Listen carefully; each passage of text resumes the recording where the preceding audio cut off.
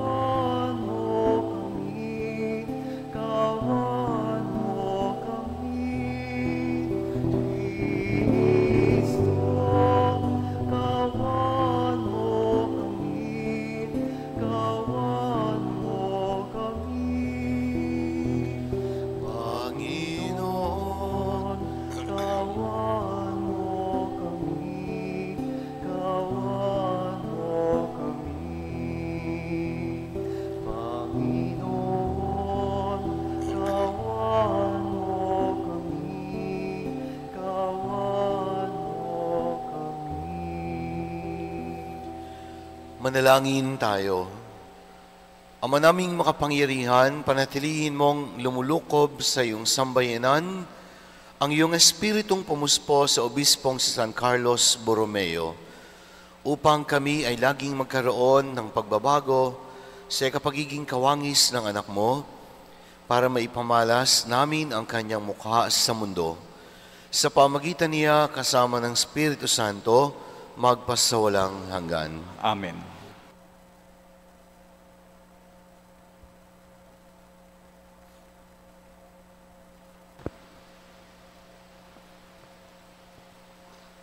Pagbasa mula sa sulat ni Apostol San Pablo sa mga taga-Roma. Mga kapatid, ito ngayon ang tanong ko. Itinakwil ba ng Diyos ang kanyang bayan? Hindi. Ako'y isang Israelita mula sa lahi ni Abraham at kabilang sa lipi ni Benjamin. Hindi itinakwil ng Diyos ang kanyang bayang sa simula pa'y hinirang na niya. Ibig bang sabihin ngayon na tisod ang Israel ay tuluyan na siyang nabuwal? Hindi. Ngunit dahil sa pagkatisod ng mga Israelita, dahil sa katigasan ng kanilang ulo, umabot sa mga hintil ang kaligtasan. Nang sa gayoy, maging bulo sa mga ito ang Israel. Ngayon, kung ang paglabag ng mga ito ay naging isang pagpapala ng sanlibutan at ang kanilang pagkabigo ay nakabuti sa mga hintil, gaano pa kaya ang pagbabalik loob nilang lahat? Mga kapatid, may isang hiwaga na ibig kong malaman nyo para hindi maging mataas ang palagay nyo sa inyong sarili. Ang pagmamatigas ng bansang Israel ay pansamantala, hindi panghabang panahon. Ito'y tatagal lamang hanggang sa makalapit sa Diyos ang kabuang bilang ng mga hentil. Sa gayon, maliligtas ang buong Israel, ayon sa nasusulat. Magbubuhat sa Sion ang tagapagligtas, papawiin niya ang kasamaan sa lahi ni Jacob, at ito ang magiging tipan ko sa kanila pag inalis ko na ang kanilang mga kasalanan.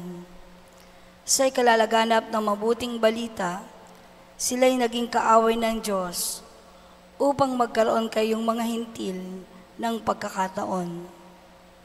Ngunit ayon sa paghirang, sila'y mahal pa rin niya, alang-alang sa kanilang mga ninuno.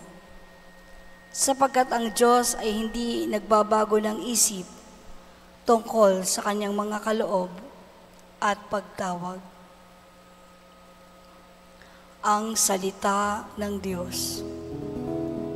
Salamat sa Diyos.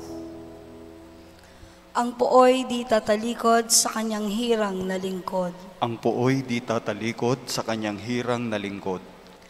Mapalad ang mga taong tumatanggap ng pangaral. Sila'y sayo tumatanggap ng turo sa kautusan. Pagkat sila'y magdaranas ng saglit na ginhawa, hanggang yaong masasamay mahulog sa hukay nila. Ang pooy di tatalikod sa kanyang hirang na lingkod. Ang lingkod ng Panginooy hindi niya iiwanan. Yaong mga hirang niya'y hindi niya tatalikdan. Mababalik sa matuwid ang ganap na katarungan. Diwang ito ang susundin ng tapat ang pamumuhay. Ang pooy di tatalikod sa kanyang hirang na lingkod. Ano kayang mangyayari kundi ako natulungan nitong aking Panginoon? Marahil ang aking buhay, tahimik ng malilibing, kasama ng mga patay.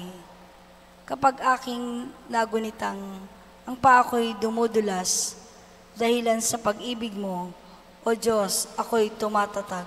Ang pooy di tatalikod sa kanyang hirang na lingkod.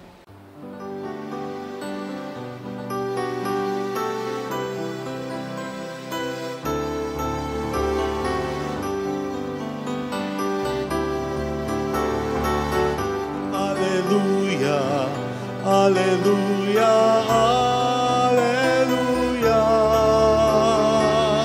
alleluia, alleluia,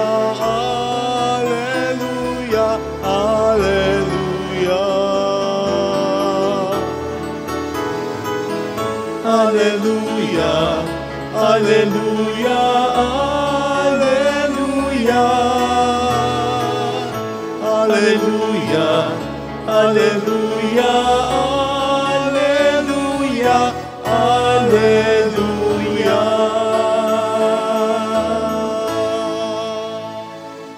Sumainyo ang Panginoon. At sumayo rin. Ang mabuting balita ng Panginoon ayon kay San Lucas. Papuri sa iyo, Panginoon. Isang araw ng pamamahinga, si Jesus ay inaniyahang kumain sa bahay ng isang pinuno ng mga Pariseo at binabantayan nilang mabuti ang kanyang mga kilos. Napansin ni Jesus na ang pinipili ng mga inanyayahan ay ang mga upuang nakalaan sa mga piling panauhin. Kaya't sinabi niya ang talinghagang ito, kapag inaanyayahan ka ninuman sa isang kasalan, huwag mong pipiliin ang tanging upuan. Baka may inanyayahang lalong tanyag kaysa iyo. At lalapit ang nag-anyaya sa inyong dalawa at sasabihin sa iyo, maaari bang ibigay ninyo ang upuang iyan sa taong ito? Sa gayoy, mapapahiya ka at doon ay malalagay sa pinakaabang upuan. Ang mabuti, kapag naanyayahan ka, doon ka maupo sa pinakaabang upuan, sapagkat paglapit ng nag-anyaya sa iyo ay kanyang sasabihin, kaibigan, dini ka na sa kabisera. Sa gayon, nabigyan ka na ng malaking karangalan sa harapan ng mga panauhin, sapagkat ang nagpapakataas ay ibababa at ang nagpapakababa ay itataas. Mga kapatid, ang mabuting balita ng Panginoon. Pinupuri ka namin, Panginoong Hesukristo. Palakpakan po natin ang mabuting balita ng ating Panginoon. Magandang umaga po sa inyong lahat. Magandang umaga po naman.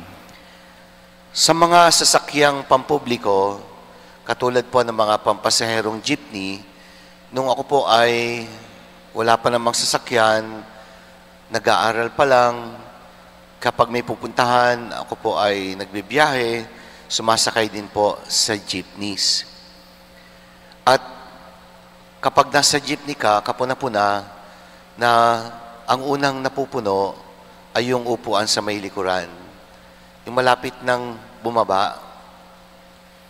Kahit naman sa simbahan, minsan may mga taong mas pipiliin na maupo sa likuran. Yung mga nasa likuran, dahil siguro nung mga nagdaang panahon, ang mga pari po ay nagtatanong. Kapag nagho-homily, lumalapit pa, ay may mga taong natatakot. Kaya saan umupo? Doon sa likuran. Aha, hindi na ako maabot ni Father dito. Hindi na ako matatanong. Ay nauso ang wireless na microphone. Kaya ang pare, pumupunta na hanggang sa likuran. Kaya hindi na tuloy malaman ng iba kung saan po pwesto. Pero malimit po, kahit sa loob ng simbahan, mas unang napupuno ang mga upuan sa likuran. Kahit naman maluwag pa sa may unahan. Bakit? Yung iba iniisip para mabilis lumabas ng simbahan. Yung mga nakaupo naman sa hulihang upuan ng jeep, nasa may likuran kasi ayaw maging taga-abot ng pamasahe. Umiiwas sa responsibilidad. Bakit nga kaya may mga taong ang hinahanap ay yung pinakanghuling upuan? Pero kabaligtaran po ang nadinig nating kwento sa talinghaga ni Jesus sa ating Ebanghelyo, sapagkat sinabi niya, kapag inanyayahan kayo sa mga piging, huwag niyong pipiliin yung mga upuang nasa unahan para sa mga panauhing pandanghal, dahil baka hindi naman yun talaga nakalaan para sa iyo. Lalapit ang nag-anyaya at sasabihin sa inyong dalawa, sakaling kayo ay nasa unahan, kaibigan, pwede ba umalis ka muna dyan? Hindi yan nakalaan para sa iyo. Lumipat ka ng upuan nang sa gayon ikay mapapahiya. Kaya sabi ng Panginoon, piliin mo yung pinakaabang upuan. Alam niyo po, hindi po tungkol sa upuan ang pinag-uusapan dito. Ang pinag-uusapan dito ay yung labis na pagpapahalaga ng tao sa kanyang sarili. Dahil sa kanyang katayuan sa buhay, dahil sa kanyang mga narating sa buhay, dahil sa kanyang mga na-achieve, na-accomplish sa buhay, kung minsan tumataas ang tingin niya sa kanyang sarili at bumababa at lumiliit naman ang tingin niya sa iba. Sabi ko nga, when you are in a valley, you see bigger things. But when you are at the peak, you see only small things. Kaya sabi ng Panginoon, ang nagpapakataas, ibababa. At ang nagpapakababa, itataas. Nabanggit ko nga minsan, ang langaw daw, kapag dumapo sa likod ng kalabaw, ang tingin niya sa sarili, mas malaki siya sa kalabaw. Dahil nasa ibabaw siya ng kalabaw. Pero ang totoo, ang langaw ay langaw pa rin. Kahit siya ay lumilipad at ang tingin sa sarili mataas, siya mananatiling langaw pa rin. Kaya wala tayong dapat ipagmalaki sa harapan ng Panginoon at maging sa harapan ng ating kapwa, sapagkat ang totoo, sa kababaang loob, doon natin tunay na napararangalan ang Diyos. Nabanggit ko nga sa aking daily gospel reflection kaninang alas 4 ng umaga, na sa bayan po namin sa Mahayhay, isa po sa mga pinagmamalaking landmarks ay ang aming simbahan. Matanda lang ho ng ilang taon sa simbahan ng pila at parokya, pero yung pong tore ng simbahan sa Mahayhay, mas malaki kung ikukumpara sa tore ng simbahan sa pila. Mas mataas at mas matanda. At ang sabi po ng mga matatanda, kung ano daw po ang sukat ng taas ng tore, yun din po ang sukat ng hukay para sa pundasyon ng tore. Isa lang naman ang reason kung bakit ganon para mas maging matibay ang itinayong structure, kailangan malalim ang pundasyon. Sabi nga ni Father Jerry Orbos, if you want to build high, you must learn to dig deep. Begin to descend before you start to rise. Because if you are building a tower that will pierce the skies, you must first learn to build the foundation of humility. Sabi po ni San Agustin, ang buhay po hindi pagalingan, hindi kompetisyon, hindi paramihan ng nagawa, hindi ko mo mas matagal ka na sa simbahan, mas malaki ang karapatan mo sa simbahan. Pakiramdam mo, pati simbahan, nabili mo na. Minsan, pati upuan, akala, nabili na. Aba, hindi pwedeng umupo, akin yan. O may mga ganyan. Sa simbahan, hindi mo pwedeng upuan kasi naka-reserve na yan. Mga minamahal na kapatid, saan ba tayo dinadala ng aral ng Ebanghelyo? Una, ulitin ko, sa kababaang loob, higit nating napararangalan ang Diyos. Hindi kailangan makipag-unahan, hindi kailangan makipagpagalingan, sapagkat ang buhay ay hindi naman isang kompetisyon. Our worth as individual persons is not measured by our social standing and ranking in the society. Pangalawa, dahil sa kababaang loob, nakikita natin ang tunay na mukha ng ating sarili at pagkatao sa harap ng kadakilaan ng Diyos. Tayo'y mga nilalang at ang Diyos ang lumalang sa atin. Tayo'y may hina kung kaya't ang Diyos ang lakas natin. Tayo'y mga katiwala lamang at ang Diyos ang ating Panginoong pinaglilingkuran, sapagkat Siya ang nagmamay-ari ng lahat, maging ng ating buhay. Kaya ulitin ko, sa harapan ng ating kapwa, sa harapan ng Diyos, walang lugar ang pagmamalaki, sapagkat Diyos lamang ang dapat nating ipagmalaki. Pangatlo, kung sa pagiging aba at maliit sa paningin ng iba, ay hindi tayo nabibigyan ng parangal ng mundo, sa ating kababaang loob, tiyak ang parangal na ibibigay ng Diyos. Bakit po? Sapagkat yung parangal na ibibigay ng tao, kukupas din yan. Mawawala. Hindi ho yan magtatagal. Subalit ang parangal na ibinibigay ng Diyos, umaabot hanggang sa buhay na walang hanggan. Darating ang panahon na kami pong mga pari na naglingkod sa inyo at kayo pong aking mga pinaglingkuran ay lilipas din. May maiiwan lang, pangalan. Sa mga pader ng simbahan, andyan, nakasulat ang pangalan ni Monsignor Mel Barcenas nung maging Diocesan Shrine. Di ba? Nung naging National Shrine, andyan, nakasulat ang pangalan ni Father Edwin Lusterio. At ako'y aalis dito, wala na ako sa mundo, yung pangalan ko nakadikit pa rin sa pader ng Chapel of the Relic, sa may likuran ng simbahan, sa ating gemeladyo, sa pagkakaloob ng first class relic at iba pa. Pero darating ang panahon, malilimot din ho tayo. Subalit ang parangal na binibigay ng Diyos, aabot hanggang sa buhay na walang hanggan. Remember that humility saves man, and pride makes him lose his way to heaven. There's no other way that will lead us to heaven except the way of humility.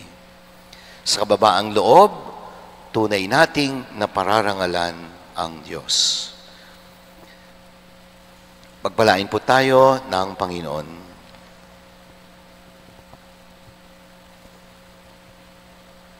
Manalangin tayo sa Diyos Amang nasa langit upang matutunan natin ang kahulugan ng paglilingkod mula sa Kanyang anak na si Jesus. Ang ating itutugon, Panginoon, dinggin mo ang aming panalangin. Panginoon, dinggin mo ang aming panalangin.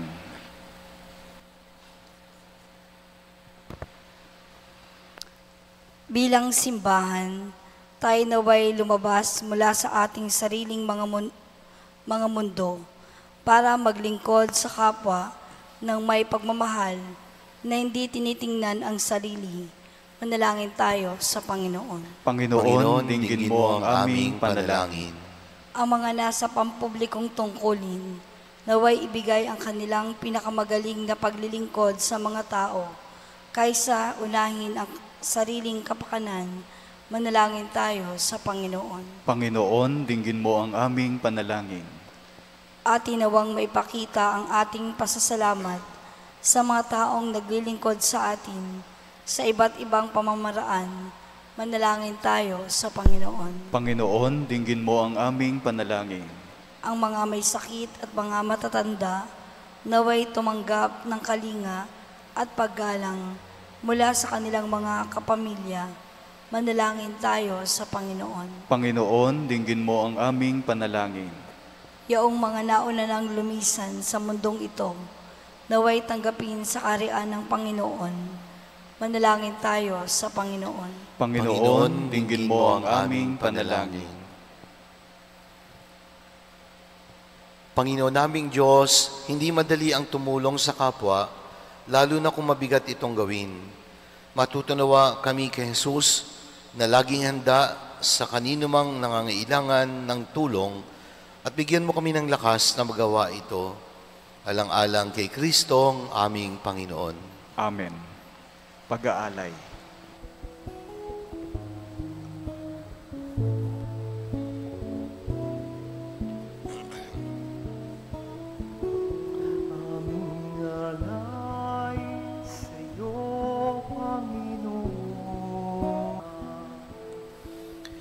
Manalangin kayo mga kapatid upang ating paghahain ay kalugdan ng Diyos amang makapangyarihan. Tanggapin nawa ng Panginoon itong paghahain sa iyong mga kamay, sa kapurihan niya at karangalan, sa ating kapakinabangan at sa buong sambayanan niyang banal.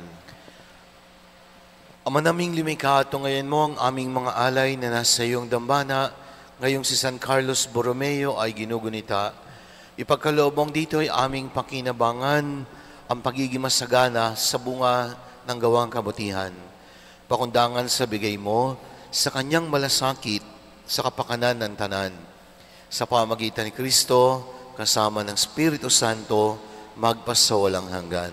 Amen. Sumainyo ang Panginoon. At sumayo rin. Itaas sa Diyos ang inyong puso at diwa. Itinaas na namin sa Panginoon. Salamatan natin ang Panginoong ating Diyos. Marapat na siya'y pasalamatan. Ama naming makapangyarihan, tunay ngang marapat na ikaw ay aming pasalamatan sa pamagitan ni Jesucristo na aming Panginoon. Ngayong si San Carlos ay pinararangalan sa pamumuhay niyang totoong uliran at pagiging maasahan sa panunungkulan. Kaya't si Jesucristo na maasahan sa katapatan ay inihahayag sa pangasiwa sa sambayanan. Ang malasakit na mga ulirang tagapangasiwa noon ay nagpapatuloy magpahanggang ngayon sa mga panalangin kanilang iniukol kaisa ng sambayanan mong dito'y nagtitipon. Kaya kaisa ng mga anghel na nagsisiawit ng papuri sa iyo ng ulang humpay sa kalangitan, kami nagbubunyi sa iyong kadakilaan.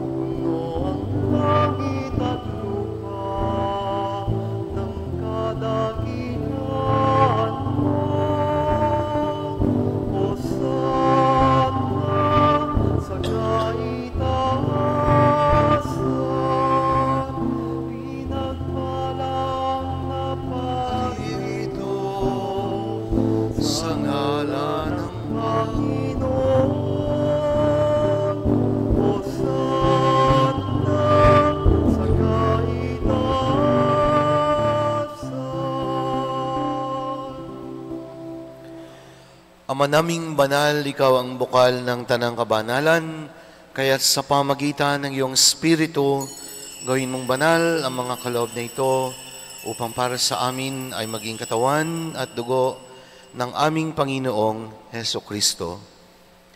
Bago niya pinagtiisang kusang loob na maging handog, hinawakan niya ang tinapay, pinasalamatan kaniya.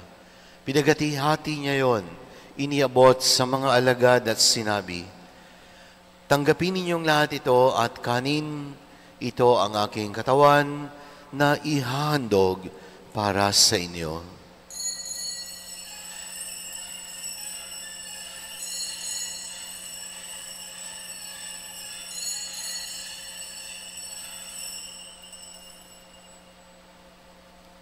Gayun din naman nung matapos ang hapunan, hinawakan niya ang kalis, muli kanyang pinasalamatan. Iniabot niya ang kalis sa mga alagad at sinabi, "Tanggapin ninyong lahat ito at inumin. Ito ang kalis ng aking dugo, ng bago at walang hanggang tipan. Ang aking dugo na ibubuhos para sa inyo at para sa lahat, sa igapagpapatawad ng mga kasalanan. Gawin niyo ito sa pag-alala sa akin."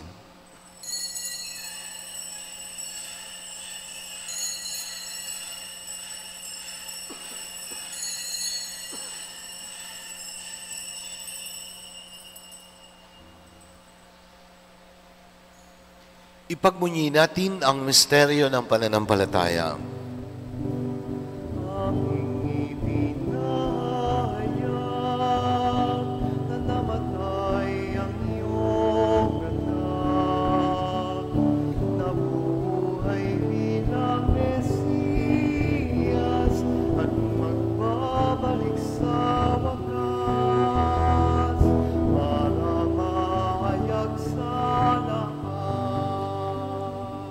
Ama, ginagawa namin ngayon ng pag-alala sa pagkamatay at muling pagkabuhay ng iyong anak, kaya't iniaalay namin sa iyo ang tinapay na nagbibigay buhay at ang kalis na nagkakaloob ng kaligtasan. Kami nagpapasalamat dahil minarapat mo kaming tumayo sa harap mo para maglingkod sa iyo. Sinasamo namin kami magsasalo-salo sa katawan at dugo ni Kristo ay mabuklod sa pagkakaisa sa pamagitan ng Espiritu Santo. Ama, lingapin mo ang iyong simbahang laganap sa buong daigdig. Pagpalain mo po ang lahat na nakikiisa sa pag-aalay ng misang ito. Alalahanin mo rin ang mga kapatid naming nahimlay na may pag-asang sila'y muling mabubuhay kaisa ng lahat ng mga pumanaw kasama ng mga yumaong aming pinagdarasal sa misang ito.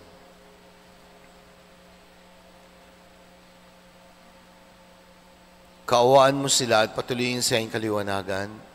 Kaawaan mo at pagindapatin kaming lahat na makasalo sa iyong buhay na walang wakas. Kaisa ng mahal na Birheng Maria, Ina ng Diyos, ang kanyang kabiyak ng pusong si San Jose, ang mga apostol, San Antonio ng Padua, San Carlos Borromeo at ang lahat ng mga banal na namuhay dito sa daigdig ng kalugod-lugod sa iyo. May pagdiwang nawa namin ang pagpupuri sa ikararangal mo sa pamagitan ng iyong anak na aming Panginoong Heso Kristo.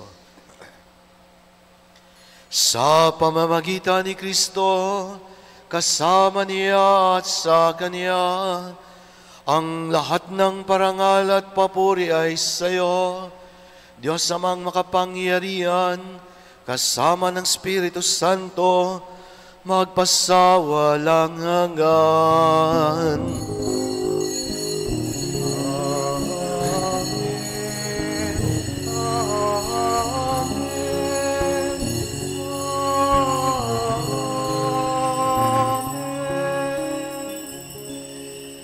Awitin natin ng lakas loob ang panalangin itinuro ni Jesus.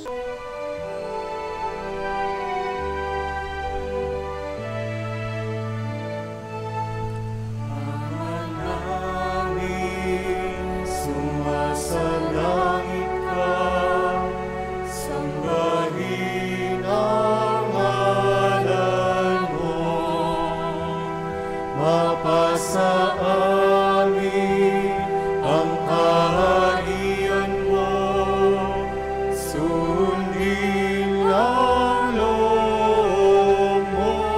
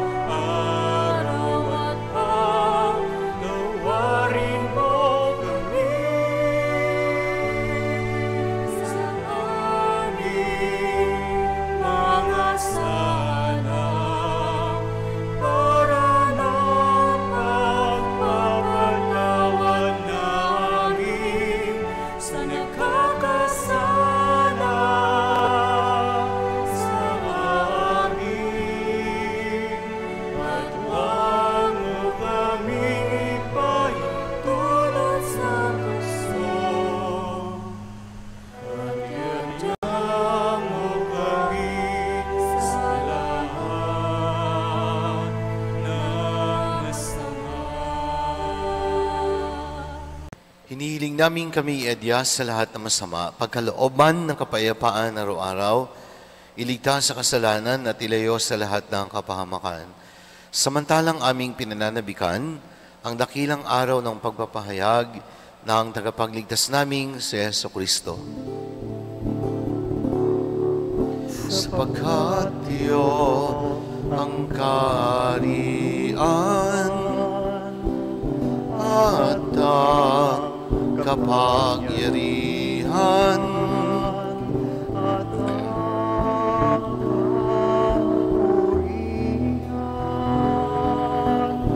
magpakailanman, magpakailanman, magpakailanman.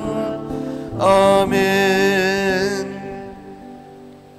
Panginoong Jesucristo, sinabi mo sa iyong mga apostol, kapayapaan ang iniiwan ko sa inyo. Ang aking kapayapaan ang binibigay ko sa inyo. Tunghayan mo ang aming pananampalataya at huwag ang aming mga pagkakasala.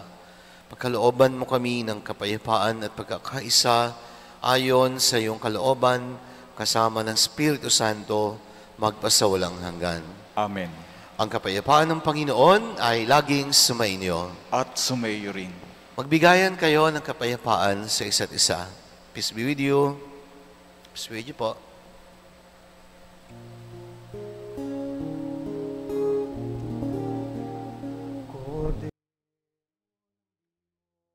Kordero ng Diyos na nag-aalis ng mga kasalanan ng sanlibutan, maawa ka sa amin. Kordero ng Diyos na nag-aalis ng mga kasalanan ng sanlibutan, maawa ka sa amin. Kordero ng Diyos na nag-aalis ng mga kasalanan ng sanlibutan, ipagkaloob mo sa amin ang kapayapaan. Narito si Jesus ang kordero ng Diyos. Siya nag-aalis ng mga kasalanan ng mundo.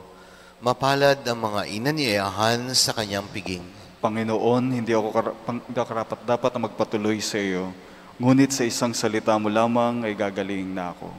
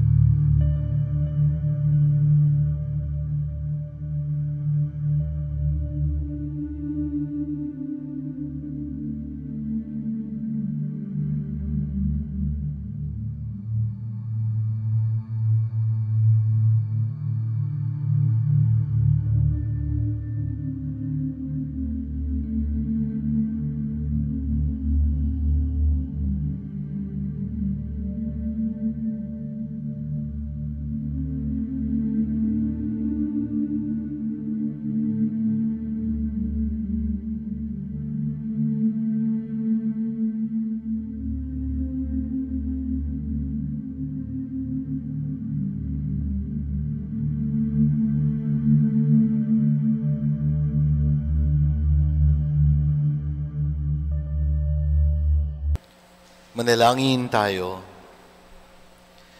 Ama naming mapagmahal, ang pagtanggap namin sa banal na pakikinabang ay magdulot nawa sa amin ng tatag ng kalooban na siyang sanhi ng katapatan at kasipagan sa paglilingkod ni San Carlos ng may pagmamahal sa pamagitan ni Kristo kasama ng Espiritu Santo magpasawalang hanggan. Amen. Sumainyo ang Panginoon At sumaiyo rin. at pagpalain tayong lahat ng makapangyarihan Diyos, Ama at ng Anak at ng Espiritu Santo. Amen. Naialay na po ang misa, humayo tayong mapayapa. Salamat sa Diyos.